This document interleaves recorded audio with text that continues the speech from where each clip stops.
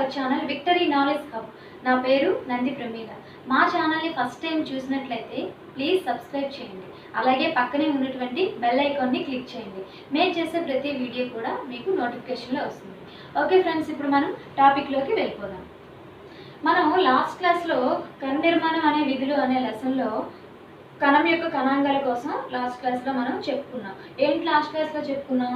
కణత్వచం, దాన్నే ప్లాస్మా అంటారు. దాని యొక్క విధులు, దాని స్ట్రక్చర్, అలాగే కేంద్రకం కోసం, అలాగే కేంద్రకం యొక్క విధులు, దాని స్ట్రక్చర్, కణకవచం, కణాంగాలు అయినటువంటి అంతర్జీవ ద్రవ్యజాలం, అందులో ఎన్ని రకాల ద్రవ్యజాలాలు ఉంటాయి, దాని యొక్క డయాగ్రామ్ ఏంటి, దాన్ని ఎవరు కనుక్కున్నారు, ఏ సంవత్సరంలో కనుక్కున్నారు, ఇవన్నీ కూడా మనం లాస్ట్ క్లాస్లో చూసుకున్నాం.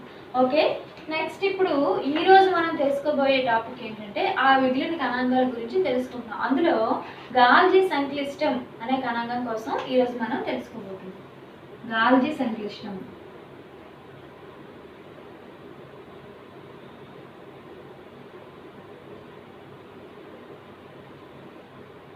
దాన్ని ఇంగ్లీష్లో గాల్జీ కాంప్లెక్స్ అంటారు.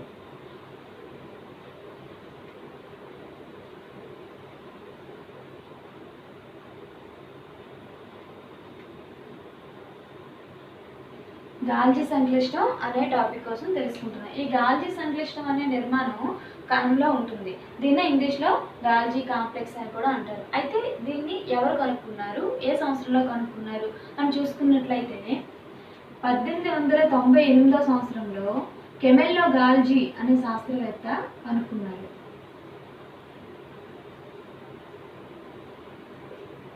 1898 సంవత్సరంలో కెమెల్లో గాల్జీ అనే శాస్త్రవేత్త కనుక్కున్నారు. దీన్ని ఫస్ట్ అతను సంయుక్త సూక్ష్మదర్శినిలో కనుక్కున్నారు, చూశారు. కానీ అందులో కొంచెం పెద్ద భాగాలుగా, కొంచెం చిన్న భాగాలుగా అంత క్లియర్గా అనిపించలేదు. దాని తర్వాత వెంటనే దాని యొక్క అంతర్నిర్మాణం అంతా క్లియర్గా కనిపించాలని చెప్పి ఎలక్ట్రాన్ సూక్ష్మదర్శినిలో చూశారు. ఫస్ట్ సంయుక్త చూశారు, అందులో వర్కౌట్ అవ్వలేదు. తర్వాత ఎలక్ట్రాన్ సంయుక్త సూక్ష్మదర్శినిలో చూశారు. ఇందులో ఆయనకి క్లియర్గా దీని యొక్క స్ట్రక్చర్ ఎలా ఉంటుంది, దీని భాగాలు ఎలా ఉంటాయి అనేది క్లియర్గా కనిపించింది. అంటే ఎలక్ట్రాన్ సంయుక్త సూక్ష్మదర్శినిలో కనిపించింది.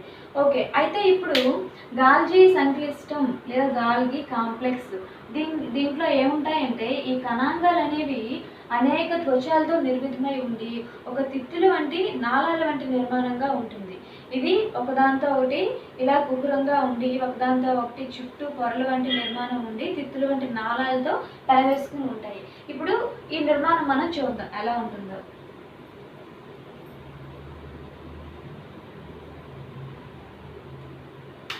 మధ్యస్థంగా ఫస్ట్ కుహరం అనే నిర్మాణం ఉంటుంది. మధ్యస్థంగా ప్రతిదానికి కూడా చాలా ఉంటాయి కదండి కణాలు, ప్రతిదానికి కూడా మధ్యస్థంగా కుహరం అనే నిర్మాణం ఉంటుంది. దీని చుట్టూ కూడా ఏముంటుందంటే ఏకత్వచపు పొర అనేది ఉంటుంది. ఇలా ఏకత్వచపు పొర అనేది ఉంటుంది. ఇవి ఎలా ఉన్నాయండి, సంచులు వంటి నిర్మాణంగా ఉంటుంది.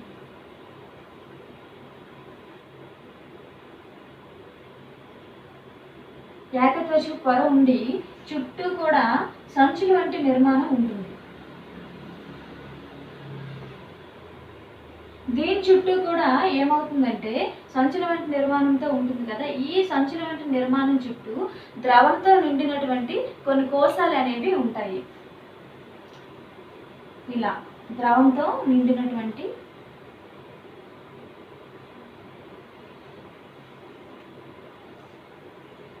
కొన్ని కోశాలు అనేవి ఉంటాయి.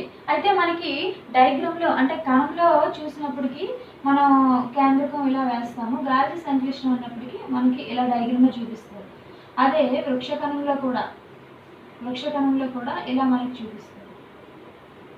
అంటే ఓవర్లిప్ మీద అలా వేసేస్తారు, కానీ ఒరిజినల్గా అయితే ఈ విధంగా ఉంటుంది. అంటే కుహరం ఉంటుంది, దాని చుట్టూ కూడా సంచుల వంటి నిర్మాణం ఉంటుంది, దాని చుట్టూ కూడా ఈ ద్రవంతో నిండిన కోశాలు అనేవి ఉంటాయి.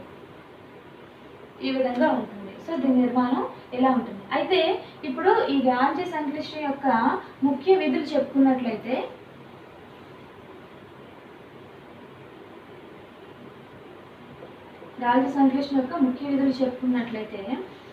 రైబోసోమ్స్ నుంచి ఏం రిలీజ్ అవుతాయండి? ప్రోటీన్లు మరియు ఇతర పదార్థాలు.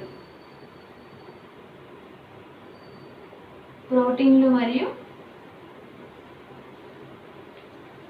ఇతర పదార్థాలు. అయితే ఈ ప్రోటీన్లు మరియు ఇతర పదార్థాలు అనేవి రైబోజోమ్ల నుంచి రిలీజ్ అవుతాయి. రిలీజ్ అయిన వెంటనే అవి ఎక్కడికి చేరుతాయండి? ఈ గాల్జీ సంక్లిష్టంలోకి చేరుతాయి. చేరిన వెంటనే ఆ పదార్థాన్ని కొన్ని రసాయనిక చర్యల ద్వారా మార్పు చెందిస్తుంది ఈ గాల్జీ సంక్లిష్టం అనేది. ప్రోటీన్లు మరియు ఇతర పదార్థాలు రైబోజోముల నుంచి రిలీజ్ అయిన వెంటనే గాల్జీ సంక్లిష్టానికి చేరుతాయి. చేరిన వెంటనే ఏమవుతుంది? అక్కడ కొంత మార్పు అనేది జరుగుతుంది. జరిగిన వెంటనే అది వేరొక కణాలకు రవాణా చేస్తుంది. రవాణా చేసే ముందు ఏం చేస్తుంది? తనలో కొంతకాలం నిల్వ ఉంచుకుంటుంది. అవసరార్థం మేరకు అక్కడి నుంచి వేరొక లైసోజోమ్లకు కానీ లేదంటే వేరొక కణాలకు కానీ అది రవాణా అనేది చేయడంలో తోడ్పడుతుంది. ఏంటి తోడ్పడుతుంది? ఈ గాల్జీ సంక్లిష్టం అనే నిర్మాణం.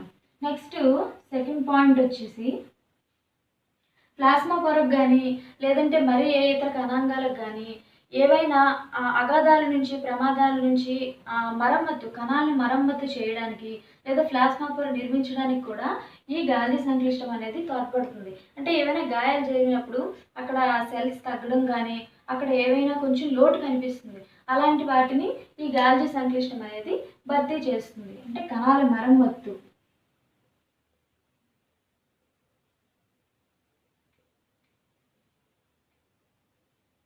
కణాల మరమ్మతుకి తోడ్పడుతుంది. అంతేకాకుండా కొన్ని సందర్భాల్లో కణాంగాల పునరుత్పత్తికి కూడా కణత్వచం కానీ ప్లాస్మా పొర కానీ పునరుత్పత్తి అంటే పూర్తిగా లేయర్ పోతుంటే కొద్దీ మళ్ళీ వాటిని పునరుత్పత్తి అంటే కణాంగాల పునరుత్పత్తికి కూడా తోడ్పడుతుంది.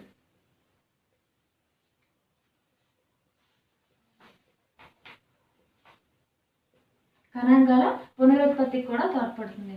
అయితే ఈ గాల్జీ సంక్లిష్టాలు అన్ని కణాల్లో ఇదే నిర్మాణం ఉండదండి. ఒక్కొక్క కణంలో ఒక్కొక్క రకంగా ఉంటుంది. అంటే కొన్ని రకాల కణాల్లో కొన్ని వేరువేరుగా ఉండొచ్చు. అంతేకాకుండా ఎంజైమ్స్ హార్మోన్స్ స్రవించే కణాల్లో ఈ గాల్జీ సంక్లిష్టాలు అనేవి ఎక్కువ సంఖ్యలో ఉంటాయి. చాలా ఇప్పుడు మనం వేసుకుంది జస్ట్ శాంపిల్ పిక్చర్ ఒకటి మాత్రమే, కానీ ఇవి నెంబర్ ఆఫ్లో ఉంటాయి ఎక్కువ. ప్రతి దాంట్లో ఎంజైమ్స్ మరియు హార్మోన్స్ స్రవించే కణాల్లో ఇవి చాలా ఎక్కువగా ఉంటాయి. అయితే ఈ గాల్జీ సంక్లిష్టం అనేది క్షీరదాల్లో ఎక్కువగా ప్రముఖ పాత్ర వహిస్తుందండి. క్షీరదం అంటే ఏంటండి? క్షీరదాలు అంటే పాలిచ్చి పెంచే జంతువులు క్షీరదాలు అంటారు. అంటే ఇప్పుడు ఆవులు, గేదెలు, మేకలు మొదలైన అన్నీ ఉన్నాయి కదా, ఇవన్నీ కూడా మనకి పాలనిస్తాయి. పాలు ఉత్పత్తి చేసే కణాలు అనేవి ఉంటాయి. ప్రొజెస్ట్రాన్ అనేది ఉంటుంది. అందులో ఉండే కణంలో ఉండే ఈ గాల్జీ సంక్లిష్టం అనే నిర్మాణం వల్ల దీని యొక్క పనితనం వల్ల పాల ఉత్పత్తి అనేది ఎక్కువగా ఉంటుంది. అంతేకాకుండా మనకి లాలాజలం అంటే తెలుసు కదండి అందరికీ. ఫర్ ఎగ్జాంపుల్ మన ముందు ఒక తినే ఆహార పదార్థం ఒకటి ఉంచామండి. అది ఏదైనప్పటికీ ఆహారం చూడగానే జనరల్గా మానవుడికి ఏమవుతుంది? తినాలనే కోరిక ఫస్ట్ కలుగుతుంది. దాని తర్వాత ఏమనిపిస్తుంది? నోట్లో మనకి తెలియకుండానే లాలాజలం అనేది ఊరుతుంది. అంటే లాలాజలం ఎలా మనం కావాలని మనకు మనంగా తెప్పించుకోలేం కదా. లాలాజలం చూడగానే లోపల ఉండే హార్మోన్లు అనేవి స్రవించి అందులో ఉండే కణంలో ఉండే ఈ గాల్జీ సంక్లిష్టం అనేది లాలాజలాన్ని ప్రొడ్యూస్ చేస్తుంది. అది మనకి నోటి ద్వారా బయటికి వస్తుంది. సో ఈ విధంగా లాలాజల ఉత్పత్తికి అలాగే క్షీరదాలులో పాల ఉత్పత్తికి మనకి ఈ గాల్జీ సంక్లిష్టం అనేది ఎక్కువగా తోడ్పడుతుంది. సో ఇవి విధులు. ఓకే, గాల్జీ సంక్లిష్టం కోసం అందరికీ అర్థమైంది కదా. నెక్స్ట్ కణాంగం వచ్చి లైసోజోమ్లు అండి. లైసోజోమ్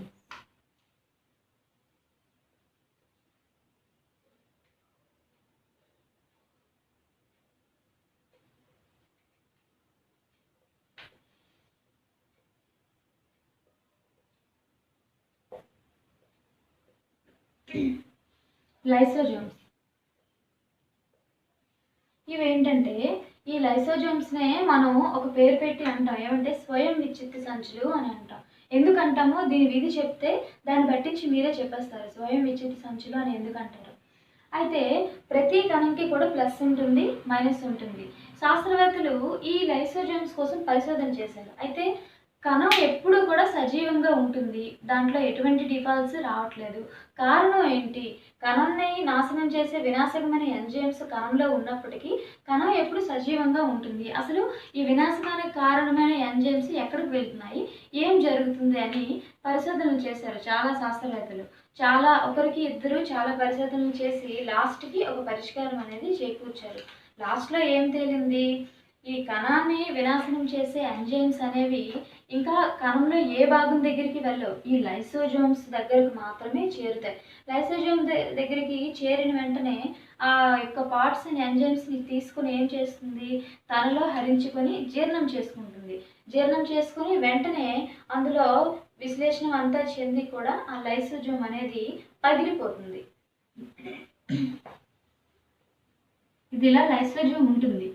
ఈ కణానికి వినాశకమైన పదార్థాలు ఎలా ఉంటాయి, ఇవి ఏ పార్ట్స్లోకి వెళ్ళవు, ఇవి లైసోజోమ్ వద్దకు మాత్రమే ఇలా చేరుతూ ఉంటాయి. చేరిన దాన్ని ఇది తీసుకుని రిసీవ్ చేసుకొని లోపల జీర్ణం చేసుకొని వెంటనే ఏమవుతుందంటే ఈ లైసోజోమ్ అనేది పగిలిపోతుంది, రెండుగా పగిలిపోతుంది. పగిలిపోవడం వల్ల ఏమవుతుంది, అసలు కణానికి ప్రాబ్లం లేకుండా ఉంటుంది. అందుకే కణం ఎప్పుడు కూడా సజీవంగా ఉంటుంది. అంటే తనకు తానుగా రిసీవ్ చేసుకొని తనకు తానుగా పగిలిపోతుంది. అందుకే వీటిని ఏమంటారంటే స్వయం విచ్ఛిత్తి సంచులు అంటారు. లైసోజోమ్కి మరొక పేరు ఏంటి అని అడుగుతారు, స్వయం విచ్ఛిత్తి సంచులు అంటారు.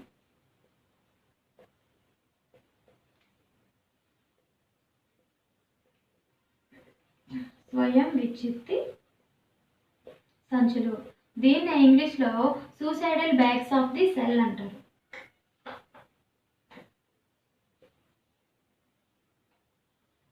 Suicidal bags of the cell అంటారు. Suicidal bags of the cell అంటారు అంటే స్వయం విచ్ఛిత్తి సంచులు. ఇది మీకు 2 మార్క్స్ కింద కూడా రావచ్చు, 1 మార్క్ బిట్ కింద కూడా రావచ్చు. స్వయం విచ్ఛిత్తి సంచులు అంటే ఏమిటి, దానికి ఆ పేరు ఎలా వచ్చింది అని. సో మీరు ఇప్పుడు నేను చెప్పింది చెప్పొచ్చు. లైసోజోమ్స్ యొక్క విధిని మనం రాసుకుంటే ఈ క్వశ్చన్కి మనకి ఆన్సర్ దొరుకుతుంది. సో ఈ విధంగా లైసోజోమ్స్ యొక్క విధి మనం చెప్పుకున్నాం. Next mitochondria.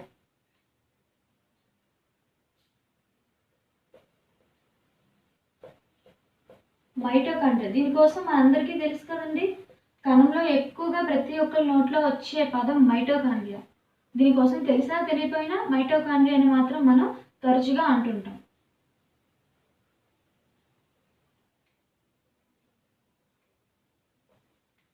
ఓకే, ఇప్పుడు మైటోకాండ్రియా కోసం మనం తెలుసుకున్నాం. మైటోకాండ్రియాకు మరొక పేరు మనం ఏం చెప్పుకున్నామండి, కణశక్యాగారాలు అంటారు.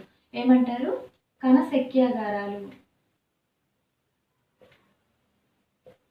చూడండి ప్రతి ఒక్క పార్ట్కి కూడా ఒక్కొక్క బిరుదులాగా వస్తుంది మనకి. ప్రతి ఒక్క దానికి లైసోజోమ్స్కి ఏం చెప్పుకున్నాం, స్వయం విచ్ఛిత్తి సంచులని, అలా ప్రతి ఒక్క దానికి కూడా అది చేసే విధిని పట్టించి దానికి ఒక పేరు అనేది వస్తుంది. మైటోకాండ్రియాకి కణశక్యాగారాలు అని ఎందుకు అంటారంటే ఈ కణానికి కావలసిన శక్తిని, కణానికి కావలసిన ఆహారాన్ని చేకూర్చేది ఈ మైటోకాండ్రియా మాత్రమే. ఏం చేస్తుంది, కిరణజన్య సంయోగ క్రియలో ఇది ఎక్కువగా పార్టిసిపేట్ చేస్తుంది.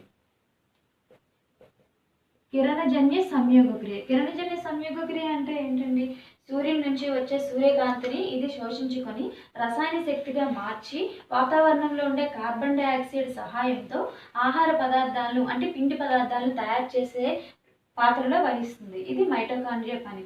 ఈ విధంగా మైటోకాండ్రియా అనేది కిరణజన్య సంయోగ క్రియ పాత్రలో పోషించి కణానికి శక్తిని చేకూరుస్తుంది. అందుకే దీనిని ఏమంటారంటే కణశక్యాగారాలు అని అంటారు. కణశక్యాగారాలు అని ఎందుకు అంటారు, మైటోకాండ్రియా. కణశక్యాగారాలు డాష్ని అంటారు మైటోకాండ్రియా. ఈ విధంగా బిట్ రూపంలో కానీ 2 మార్క్స్ క్వశ్చన్లో కానీ 1 మార్క్ కానీ ఎటువైపు నుంచి అయినా అడగచ్చు. సో ఇది నోట్ చేసుకోండి. అయితే ఈ కణశక్యాగారాలు అని అన్నాం కదా, ఈ మైటోకాండ్రియా మనం ఎందులోనైనా చూడగలమా, చూడగలిగితే అది ఏ పార్ట్లో ఉంటుంది. ఒక్కసారి మనం ప్రయోగ రూపంలో చూసుకుంటే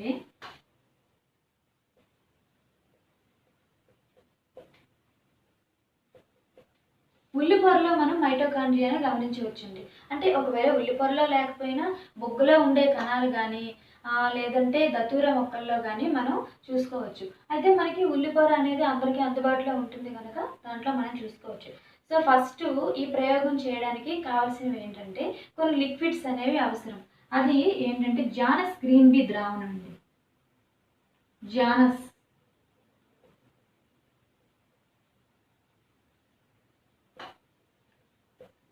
గ్రీన్ బీ ద్రావణం అనేది మనకి చాలా అవసరం. ఇది ఎంత అవసరం అంటే 200 మిల్లీగ్రాములు అండి. 200 మిల్లీగ్రాములు జానస్ బి గ్రీన్ ద్రావణాన్ని మనం తీసుకుంటాం. ఇందులో వాటర్ కొంచెం కలపాలండి. నీరు ఎంత కలపాలంటే 100 మిల్లీలీటర్లు వాటర్ని కలపాలండి. ఈ జానస్ బి ద్రావణాన్ని నీటిని కలిపి ఒక బేకర్ తీసుకొని ఆ బేకర్లో ఈ ద్రావణాన్ని కలపాలి. కలిపిన వెంటనే మనం కాసేపు ఉంచిన తర్వాత మనం ఒక ఉల్లిపాయ రెక్కను తీసుకొని దానిని నీట్గా ఇలా 2 పాయలుగా చీల్చుతున్నప్పుడు అది ఒక పలిచిన పొర వంటి నిర్మాణం వస్తుంది. ఆ పలిచిన పొరని మనం కత్తిరితో జాగ్రత్తగా కట్ చేసి దానిని ఈ ద్రావణం కలిపి ఒక బేకర్లో ఉంచుతాం కదా, ఆ బేకర్లో వేసి అరగంట సేపు నానబెట్టాలి. నానబెట్టిన తర్వాత దానిని మనం జాగ్రత్తగా బయటికి తీసి ఒక గాజు స్లైడ్ ఉంటుంది కదండి, గాజు పలక, ఆ స్లైడ్ పైన మనం దాన్ని పెట్టి దాని మీద సాఫర్నిన్ అనే రెడ్గా ఉంటుందండి, సాఫర్నిన్ని ఒక డ్రాప్ వేసి దాని మీద కవర్ స్లిప్ వేసి దాన్ని మనం ఎలక్ట్రాన్ మైక్రోస్కోప్లో పెట్టి చూసినట్లయితే మనకి ఈ మైటోకాండ్రియా నిర్మాణం అనేది కనిపిస్తుంది. అయితే ఏ విధంగా కనిపిస్తుంది, ఉల్లి పొరలో కణాలు ఏ విధంగా కనిపిస్తాయి అని చూసుకుంటే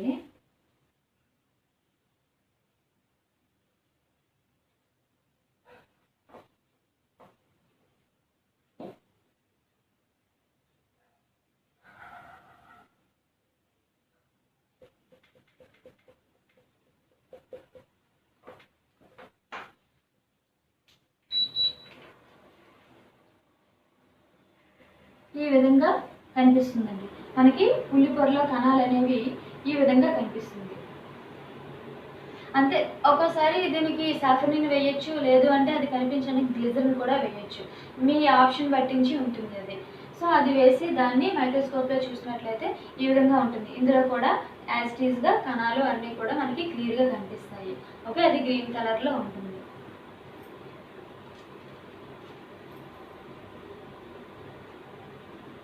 అయితే ఇప్పుడు ఈ ప్రయోగ రూపంలో మనం చూసుకున్నాం కదా, దీని యొక్క నిర్మాణం కనుక చూసుకున్నట్లయితే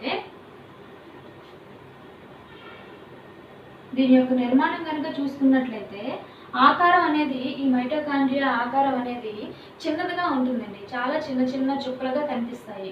ఈ చిన్నదిగా కనిపించినవి కూడా వీటిలో కూడా ఆకారాలు ఉంటాయి. ఎలా ఉంటాయి, సన్నంగా కానీ, గుండ్రంగా కానీ, పొడవుగా కానీ, ఇలా చాలా రకాలుగా ఉంటాయి ఆకారాలు చిన్నదిగా కానీ, గుండ్రంగా కానీ, అలాగే కామ ఆకారం అండి. కామ తెలుసు కదా మనకి, కామ ఆకారంలో కూడా ఇలా కామ ఆకారంలో కానీ ఇలా చాలా రకాలుగా చాలా ఆకారాలుగా మనకి కనిపిస్తాయి. అంతేకాకుండా మనకి కేంద్రకం ఉంటుంది కదండి, కేంద్రకం దీనికంటే ఎంత రెట్టింపు అంటే ఈ మైటోకాండ్రియా కంటే 100 రెట్లు రెట్టింపుగా ఉంటుంది కేంద్రకం. అది కూడా బిట్టుగా రావచ్చు. అంటే చూసుకోండి, 100 రెట్లు అంటే కేంద్రకానికి 100 రెట్లు అంటే ఇది ఎంత చిన్న సైజులో ఉంటుందో మీరు అర్థం చేసుకోండి. ఇలా జస్ట్ డాట్స్లా కనిపిస్తుంది. కేవలం మైక్రోస్కోప్లో మాత్రమే ఆ యొక్క నిర్మాణం కనిపిస్తుంది. నార్మల్గా అయితే మనకి డాట్స్ రూపంలో కనిపిస్తుంది. అయితే ఇప్పుడు ఈ ఆకారం చూస్తున్నాం కదా, దీని పొడవు చూసుకుందామండి. దీని మెజర్మెంట్స్, అసలు మైటోకాండ్రియా పొడవు ఎంత ఉంటుంది, దాని వ్యాసం ఎంత కలిగి ఉంటుంది చూసుకుందాం. మైటోకాండ్రియా పొడవు 2 నుంచి 8 మైక్రాన్ల పొడవు, 2 నుంచి 8 మైక్రాన్ల పొడవు. అలాగే 0 to 5 మైక్రాన్ల వ్యాసం ఉంటుందండి. వ్యాసం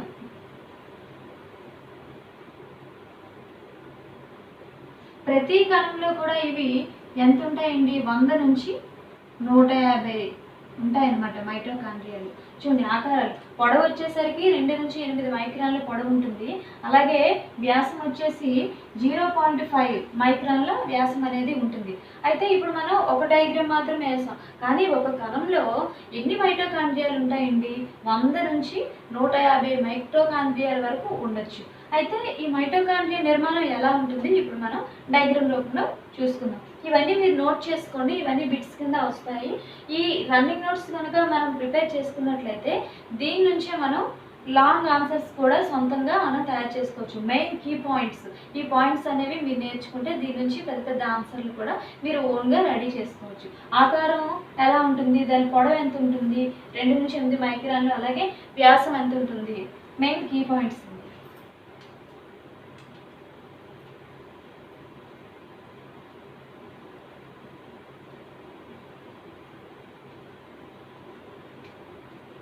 అలాగే ఈ మైటోకాండ్రియాని మనం ఇందాక చెప్పుకున్నాండి, సంయుక్త సూక్ష్మదర్శినిలో ఒకలా కనిపిస్తుంది, అలాగే ఎలక్ట్రాన్ సూక్ష్మదర్శినిలో ఒకలా కనిపిస్తుంది. సంయుక్త సూక్ష్మదర్శినిలో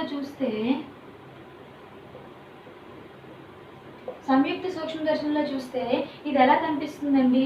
గుండ్రంగా పొడవుగా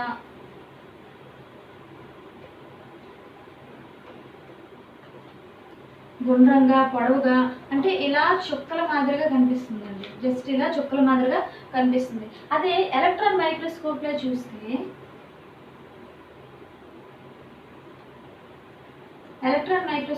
చూస్తే అది ఎలా కనిపిస్తుంది? దాని అంతర్నిర్మాణం అనేది స్పష్టంగా కనిపిస్తుంది. అంటే మనం ఇందాక చూసుకున్నాం కదా కణ నిర్మాణం,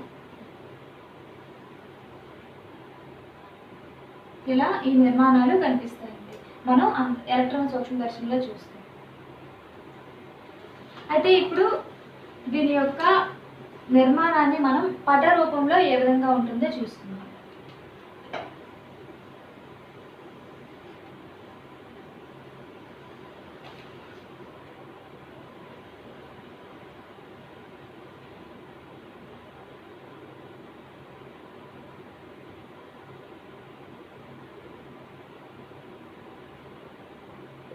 చూడండి, ఇది మైటోకాండ్రియా నిర్మాణం.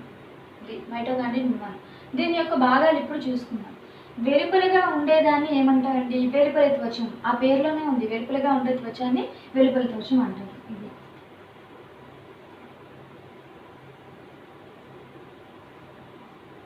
వెలుపలి త్వచం.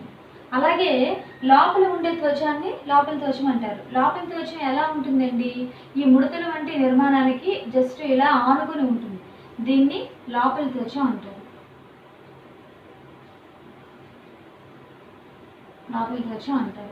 అలాగే ఈ ముడతలు వంటి నిర్మాణం ఉంది కదండి, ఇలా ఇలా ఇలా సర్కిల్లో ఉంటుంది కదా, దీన్ని ఏమంటారు అంటే క్రిస్టే అంటారండి. క్రిస్టే. ఈ ముడతల వంటి నిర్మాణంలో ఉండే ఈ ఖాళీ ప్రదేశం ఉంది కదండి, ఈ ఖాళీ ప్రదేశాన్ని అంతటినీ కూడా మాత్రిక అంటారు.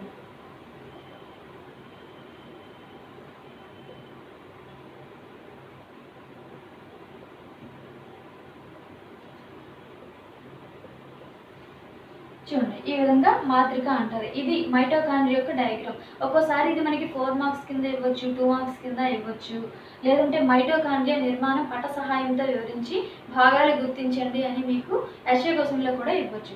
ఈ విధంగా ఉంటుందండి, చాలా ఈజీగా ఉంటుంది. 4 పార్ట్స్ అండి. వెలుపలి త్వచం, లోపలి త్వచం, క్రిస్టే, మాత్రిక. మైటోకాండ్రియాలో ముడతలు పడి ఉండే నిర్మాణాన్ని డాష్ అంటారు, క్రిస్టే అంటారు. ముడతలు పడి నిర్మాణం ఉండే అందులో ఖాళీగా ఉండే మధ్య భాగాన్ని ఏమంటారు? మాత్రిక అంటారు. ఈ విధంగా చెప్పుకోవచ్చండి. ఇది మైటోకాండ్రియా. అయితే మైటోకాండ్రియాకి ఏం పేరు ఉందని చెప్పుకున్నాం? కణశక్యాగారాలు అంటారు. కణశక్యాగారాలు ఎందుకంటే ఇది కిరణజన్య సంయోగ క్రియలో పాత్ర వహిస్తుంది. కాంతి రసాయన చర్యగా మారుస్తూ ఆహారాన్ని తయారు చేయడంలో ఇది తోడ్పడుతుంది.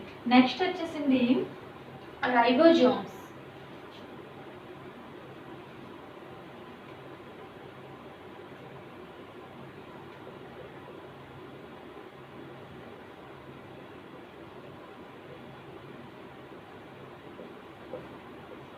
Next ribosomes.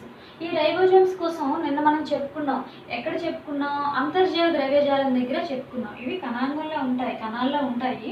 ఈ రైబోజోమ్స్ అంతర్జీవ ద్రవ్యజాలంలో ఇలా మనం నిన్న అంతర్జీవ ద్రవ్యజాలం ఇలా వేసుకున్నాం కదా, వేసుకున్నప్పుడు ప్రతి దగ్గర కూడా ఇలా బొడుపులు వంటి నిర్మాణాలుగా ఉంటుంది కదండి, వీటిని రైబోజోమ్లు అంటారు. ఈ నిర్మాణాన్ని రైబోజోమ్లు అంటారు. అంటే అంతర్జీవ ద్రవ్యజాలం పైన ఉంటుంది. ఇలా రైబోజోమ్లు కలిగి ఉండేదాన్ని ఏమంటారు? నునుపు అంతర్జీవ ద్రవ్యజాలం అంటారు. ఈ రైబోజోమ్ల వల్ల ఉపయోగం ఏంటండి? కొన్ని రకాల విష పదార్థాలు అలాగే మత్తు పదార్థాల నుండి కూడా ఇవి నిర్వీర్యం చేయడంలో తోడ్పడుతుంది. ఈ రైబోజోమ్స్ అనేది వీటి యొక్క విధిగా చెప్పుకోవచ్చు. అంతేకాకుండా కణంలోనూ కణద్రవ్యంలోనూ చిన్నవిగా ఉంటాయండి. ప్రతి కణంలో కూడా కంటికి కనిపించకుండా చిన్నగా కనబడే నిర్మాణం ఉంటుంది. ఇది ఎక్కడ ఉంటుంది అంటే గరుక అంతర్జీవ ద్రవ్యజాలంలో ఉంటుంది. ఇది రైబోజోమ్స్.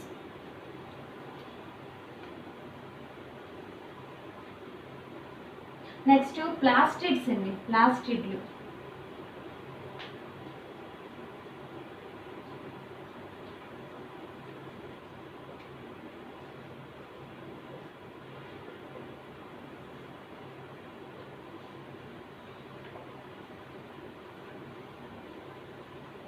ప్లాస్టిడ్లు అంటే ప్లాస్టిడ్లు అంటే ఏం లేదండి, ఇందులోనే మనకి వస్తాయి హరిత రేణువు అంటే నిర్మాణాలు, ఇందులో ఉండే వర్ణరహిత కణాలు, వర్ణ సహిత కణాలు, ఇవన్నీ కూడా ఈ ప్లాస్టిడ్స్లోకే వస్తాయి. అంటే కణంలో ఉండే హరిత రేణువుల్లో ఉండే ఒక రకమైన ఆకుపచ్చని పదార్థాన్ని మనం ప్లాస్టిడ్స్ అంటారు. ఇందులోనే హరిత రేణువులు అనేవి ఉంటాయి. అంటే హరిత రేణువులు ఒక రకమైన ఆకుపచ్చ రంగులో ఉండే ప్లాస్టిడ్లు చెప్పుకోవాలి అంటే. అయితే ఈ ప్లాస్టిడ్స్ ప్రధానంగా ఎన్ని రకాలుగా ఉంటాయి? 3 టైప్స్లో ఉంటాయి.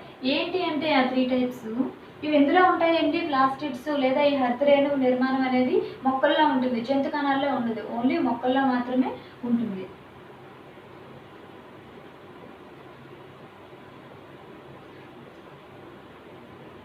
హరిత రేణువు అనేది ఉంటుంది. అయితే ఈ హరిత రేణువు నిర్మాణాన్ని కూడా మనం క్లియర్గా చూసుకోవచ్చు ప్రయోగాత్మకంగా.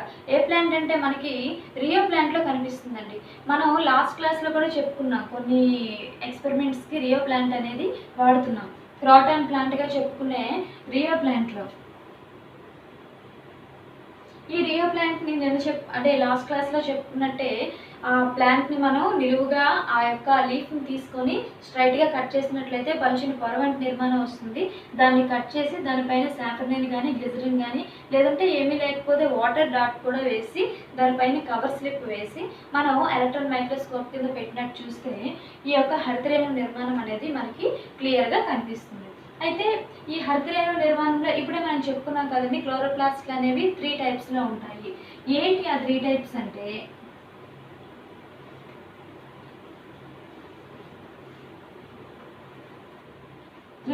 ఉంటాయండి. ఏంటంటే అవి క్రోమోప్లాస్ట్లు అండి. ఫస్ట్ది ఈ ప్లాస్టిడ్స్ అనేవి 3 టైప్స్లో ఉంటాయి. అందులో మొదటిది క్రోమోప్లాస్ట్లు, రెండోది క్లోరోప్లాస్ట్లు,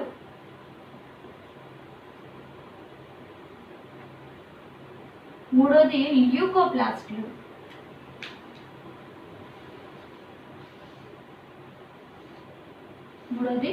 ల్యూకోప్లాస్ట్లు అండి.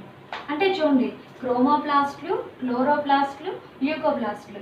ఇప్పుడు మనకి ఇందులో కావాల్సింది హరిత రేణువు ఎక్కడుంది?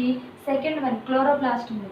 క్లోరోప్లాస్ట్ అంటే హరిత రేణువు. సో మనం ఇప్పుడు చెప్పుకోవచ్చు, ఇది వర్ణరహితంగా ఉంటుందా వర్ణ సహితంగా ఉంటుందా అంటే వర్ణ సహితంగా ఉంటుంది. ఏ కలర్లో ఉంటుంది?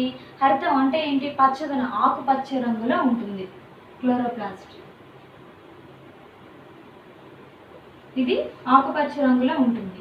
ఈ క్రోమోప్లాస్ట్ అనేది వర్ణరహితం, అంటే దానికి ఎటువంటి రంగు ఉండదు.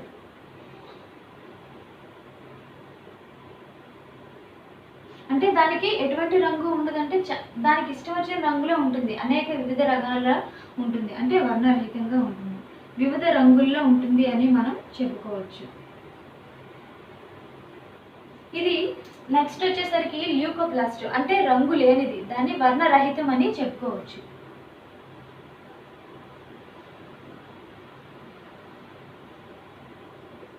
దీన్ని వర్ణరహితం అని చెప్పుకోవచ్చు. చూడండి, ప్లాస్టిడ్ని 3 టైప్స్గా డివైడ్ చేశారు: క్రోమోప్లాస్ట్, క్లోరోప్లాస్ట్ అండ్ ల్యూకోప్లాస్ట్. క్రోమోప్లాస్ట్ అంటే వివిధ రంగులు అనేవి కలిగి ఉంటాయి, అంటే అందులో ఏ రంగు అయినా కలిగి ఉంటుంది. బూడిద వర్ణం కావచ్చు, లేదంటే ఆకుపచ్చ కావచ్చు, నలుపు రంగు కావచ్చు, అలా. క్లోరోప్లాస్ట్ అంటే ఆకుపచ్చగా ఉంటుంది. అలాగే ల్యూకోప్లాస్ట్లో వర్ణరహితం. అయితే మనకి మొక్కల్లో కాంతిని శోషించడానికి, ఆహార పదార్థాన్ని తయారు చేయడానికి కావాల్సింది ఏంటి? ఆకుపచ్చదనం. ఆకుపచ్చదనం ఉంది కనుక మనం క్లోరోప్లాస్ట్ని సెలెక్ట్ చేసుకుంటాం. సో దీన్నే మనం ఇంగ్లీష్లో క్లోరోప్లాస్ట్ అంటాం, తెలుగులో హరిత రేణువు అంటాం. ఈ విధంగా ప్లాస్టిడ్లని 3 రకాలుగా డివైడ్ చేయవచ్చు.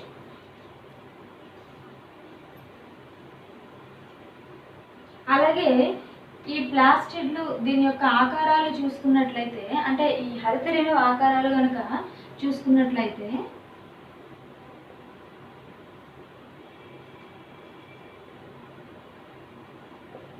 ఆకారం చూసుకున్నట్లయితే చాలా రకాల ఆకారాలు ఉంటాయండి.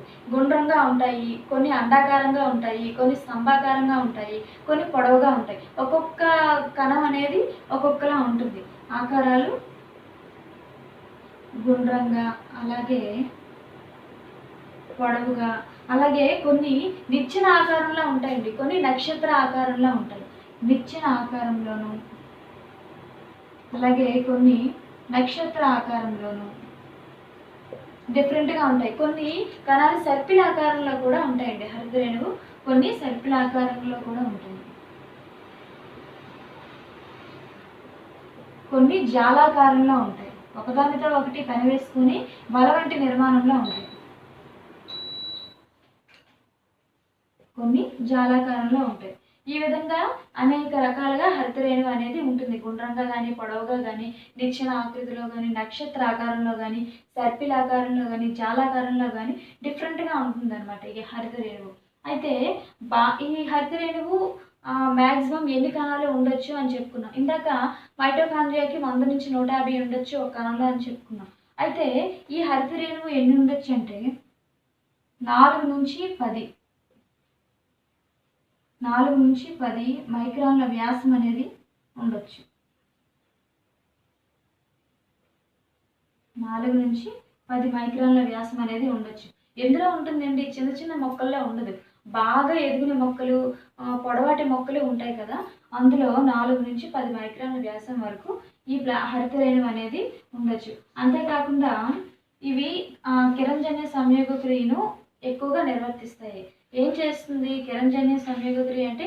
సూర్యకాంతి నుంచి వచ్చిన కాంతిని తీసుకొని దాన్ని రసాయన శక్తిగా మార్చి దాన్ని ఆహార పదార్థాలను మొక్కకు కావలసిన పచ్చదనాన్ని ఇవ్వడానికి చేకూరుస్తుంది. ఇది దీని యొక్క విధి.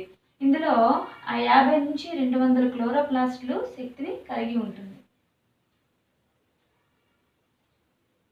50 నుంచి 200 క్లోరోప్లాస్ట్లు కలిగి ఉంటాయి. మ్యాక్సిమం బాగా ఎదిగిన మొక్కల్లో అయితే 50 నుంచి 200 ఉంటాయి.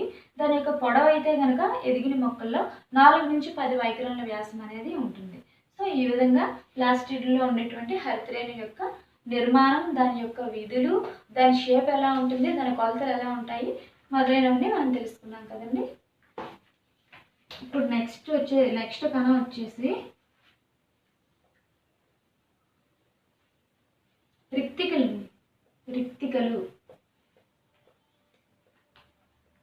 రిక్తికలు దీన్నే వాక్యూలస్ అంటారు.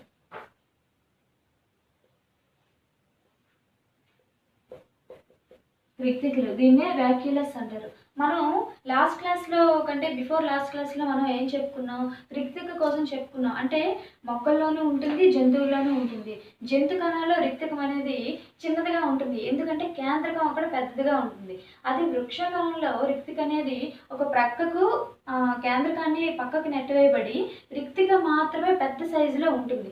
ఎందుకు అంటే ఇది రసభరిత మొక్కల్లో ఎక్కువగా నీటిని నిల్వ ఉంచుకొని ఉబ్బెత్తుగా ఉంటుంది అని చెప్పుకున్నాం. అయితే కణంలో రిక్తిక అనేది చాలా ప్రధాన పాత్ర వహిస్తుంది. ఎందుకంటే కణం అనేది ఎప్పుడు కూడా రసభరితంగా ఉండడానికి రిక్తిక అనేది చాలా అవసరం. ఈ రిక్తిక అనేది ఈ షేప్లో ఉంటుంది. ఈ చుట్టూ కూడా ఇలా కణాలు ఉంటాయి, ఇలా ఉంటుంది. ఇది ఇందులో రసభరితంగా ఉంటాయి. అయితే ఈ కణాలు అనేవి ఈ కలబంద ఉంటుంది కదండి, మనకు తెలిసింది. కలబంద మొక్క ఎలా ఉంటుంది?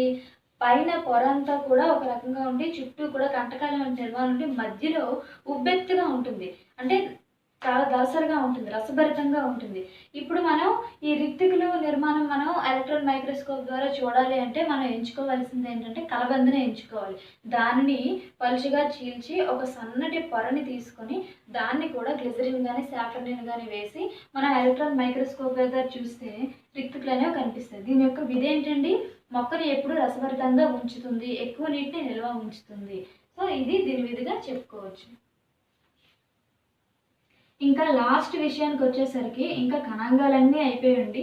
లాస్ట్లో అసలు మనం ఇప్పటి వరకు కణాల కోసం చెప్పుకున్నాం. కణం అనేది ఏ విధంగా ఉంటుంది, దాని యొక్క నమూనా పటాలు ఎలా ఉంటాయి, ఎవరు కనుక్కున్నారు, దాని యొక్క ప్రతిఫలాలు ఎలా ఉన్నాయి, ఆ డయాగ్రామ్స్ ఎలా ఉన్నాయి, దాన్ని చూడాలి అంటే ల్యాబ్స్లో వేటిని ఉపయోగించాలి మనం ఇప్పుడు చూసాం. ఇప్పుడు అసలు కణాలు ఎక్కడి నుంచి వస్తాయి, ఫైనల్ టాపిక్ అండి.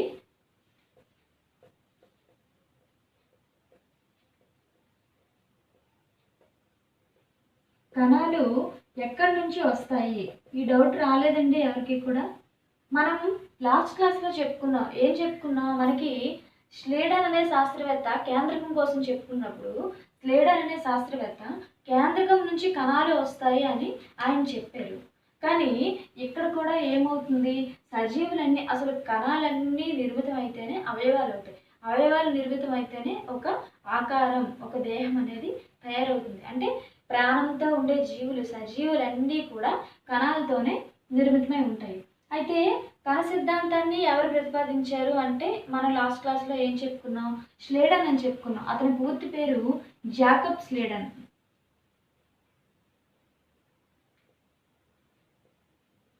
జాకబ్ స్లేడన్ మరియు థియోడర్ ష్యాన్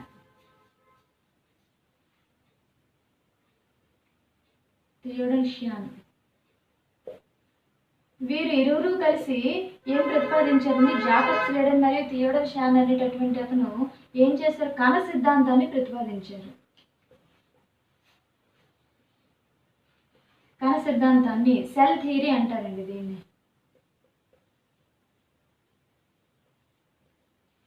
సెల్ థియరీ అంటారు. వీరిరువురు కలిసి కణ సిద్ధాంతాన్ని, ఈ కణ సిద్ధాంతంలో ఏం కనుక్కున్నారు, లాస్ట్ క్లాస్లో మనం చెప్పుకున్నాం, కేంద్రకం నుంచి కణాలు అనేవి ఉద్భవిస్తాయి అని చెప్పేసి అనుకున్నాం. అయితే వీళ్ళు కనుక్కున్నారు, ఇంతకు మించి వీళ్ళు ఇంకొక ఎక్స్ట్రా పాయింట్ ఏమీ కనుక్కోలేదు. ఇలా కణాలు కేంద్రకం నుంచి ఉద్భవిస్తాయి అనే పాయింట్ చెప్పి వదిలేశారు. దాని తర్వాత రాబర్ట్ హుక్ ఉన్నారు కదండి, అతను ఏం చేశారు, మొట్టమొదటి కణాన్ని కనుక్కున్నారు. కనుక్కున్న తర్వాత ఆయన ఒక కొన్ని సంవత్సరాలు, 200 సంవత్సరాలు ఆయన విరామం ఇచ్చేశారు. విరామం ఇచ్చిన తర్వాత ఆయన కూడా మళ్ళీ ఏం కనుక్కున్నారు, ఈ కణ సిద్ధాంతాన్ని ప్రతిపాదించారు. కానీ కణాలు అనేవి ఎక్కడి నుంచి ఉద్భవిస్తాయి, అసలు కణం ఎలా పుడుతుంది అనేది ఆయన కూడా ప్రతిపాదించలేదు. జాకబ్ స్లేడన్ అంటే థియోడన్ కూడా మనకి చెప్పలేదు, అలాగే రాబర్ట్ హుక్ అనేటటువంటి శాస్త్రవేత్త కూడా చెప్పలేదు. మొట్టమొదటిగా అతను కణాన్ని కనుక్కున్నారు. అయితే వీళ్ళు ఎవరు కాదు, ఎవరు కణాన్ని కనుక్కున్నారు అని చూసుకున్నట్లయితే రొడాల్ఫ్ విర్కో.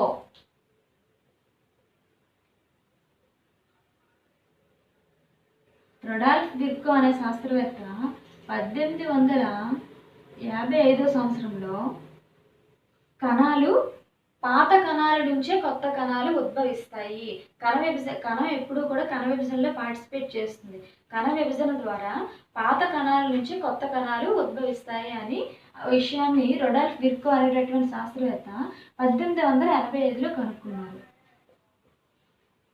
పాత కణాల నుంచి కొత్త కణాలు వస్తాయి అని చెప్పేసి, కణ విభజనలో పాల్గొంటూ వస్తాయి అని చెప్పేసి మన రొడాల్ఫ్ విర్కో ఈ కణాల కోసం కనుక్కున్నారు. సో ఈ విధంగా కణాలు అనేవి ఉద్భవిస్తాయి. ఇదండి లెసన్, కణ నిర్మాణం విధులు. మనం ఈ లెసన్ని 3 పార్ట్స్ కింద చెప్పుకున్నాం. Part 1, part 2, part 3. ఇది పార్ట్ 3 అంటే 3 పార్ట్స్ కింద చెప్పుకున్నాం. ఈ లెసన్లో మనం అన్ని టాపిక్స్ కవర్ చేసాం, డయాగ్రామ్స్తో సహా, ప్రయోగాలతో సహా, దాని యొక్క సంవత్సరాలు, దాని కోసం మొత్తం అంతా తెలుసుకున్నాం. ఎవరికైనా ఈ లెసన్ మీద ఇంకా డౌట్స్ కనుక ఏమైనా ఉంటే కామెంట్స్ బాక్స్లో మీరు క్వశ్చన్స్ అడగచ్చు. Okay, thank you very much. Next క్లాస్లో మళ్ళీ కలుస్తాం.